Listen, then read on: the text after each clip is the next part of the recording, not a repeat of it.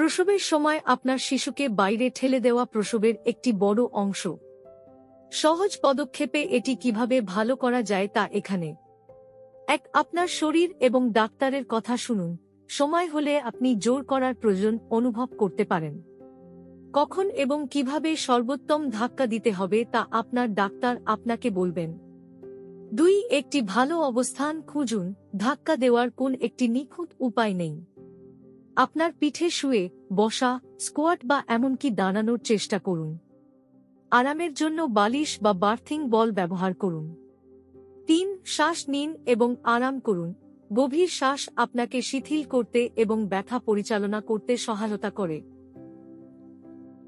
হাঁপাতে বা ফুঁ দেওয়ার মতো বিভিন্ন শ্বাস-প্রশ্বাসের শৈলী চেষ্টা করুন।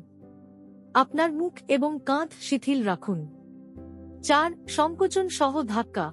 আপনি যখন সংকোচন অনুভব করেন, তখন প্রায় 6 থেকে 10 সেকেন্ডের জন্য ধাক্কা দিন।